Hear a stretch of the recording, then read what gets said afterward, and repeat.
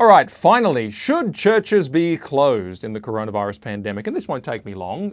There have been some reports in the media, especially overseas, where there are reports of churches who have refused to stop in-person gatherings despite government orders. Now, I'm always scrupulous in my efforts not to divide against other Christian leaders publicly in my public statements. I don't believe I've ever done that.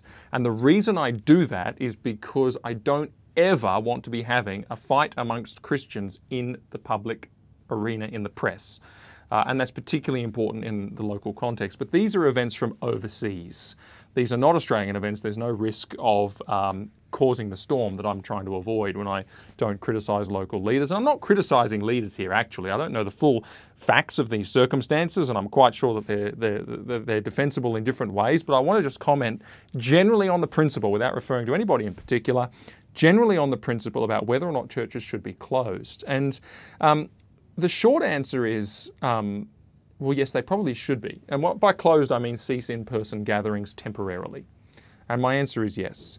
That's because the New Testament was written to Christians who were living under actual tyranny, and yet the direction was to honour and submit to the governing authorities as much as possible. That's Romans 13, that's 1 Peter 2, and that's Matthew 22:21.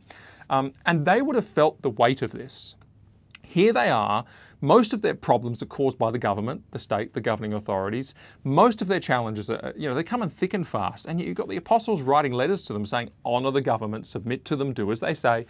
It would have been really hard. And I gave a talk once on this at a church, and someone put their hand up and sort of said, but what about when the government's wrong? But you're feeling what these Christians would have felt. Early Christians would have grappled with that far more than we can imagine. They were facing deeper challenges than just some COVID-19 restrictions. And two reasons lie behind this imperative to, as much as possible, honour the governing authorities. Firstly is the church's public testimony. Peter goes to great pains to stress the importance of Christians giving no occasion for legitimate finger-pointing or accusation. The church's public witness is at stake, and as much as possible, we should never be guilty as lawbreakers or seen as such in civil society. It creates an unnecessary stumbling block. It's very important. Now I think that churches in Australia have actually brought a lot of goodwill by simply doing what they've been asked to do. Because of course, we haven't ceased services or anything crazy. We've just had to modify, and we've done so. And I haven't been aware of any reports of local churches in the newspapers or the media who have been doing the wrong thing. Secondly, God's design for the state is another reason behind this instruction to honour the state, and that is that governing authority is instituted by God. He means it to exist in a fallen world despite its imperfections. And so even with its imperfections, we are commanded to honour it as much as possible, even when it gets it wrong and is misguided. Now, a third reason, now when I say misguided, I don't mean that they're telling us to do something which by doing we would be in direct contravention of a command of God. That's different, but just misguided, not evil. But a third reason also applies in the present circumstances, which is that given that this risk is not fanciful, where there have been outbreaks, it's been because of gatherings, and those gatherings have then got a life of their own, and have, in some cases done an awful lot of damage. It's not a fanciful risk. And so I think there's a love of neighbour imperative, actually, just to do the right thing here. And for the sake of society and the community at large, to do the right thing. Of course, there's a limit. I'm not just saying bow to the state all the time and I don't think the apostles were saying that either. What the limit would be if we could not be obedient to these temporary measures without, directly contravening a command of God.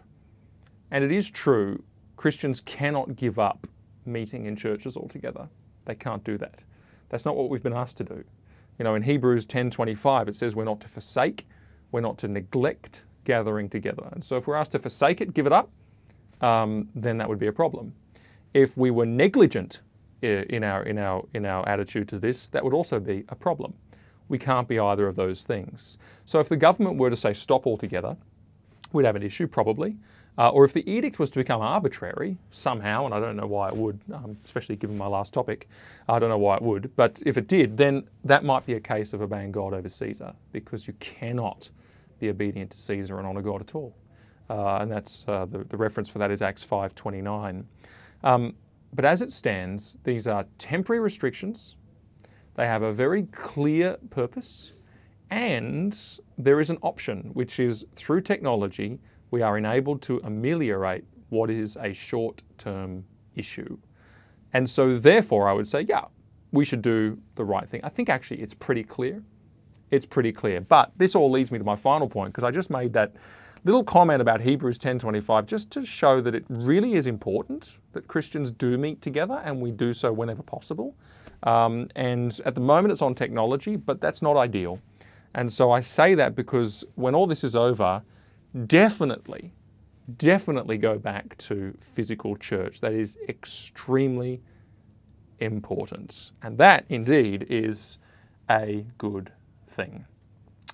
Well, I am Mark Niles, and that was the truth of it.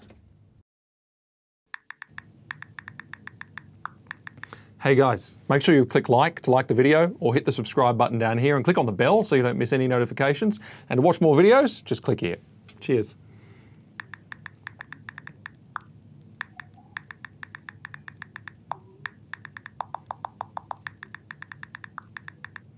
Go on, click one. You know you want to.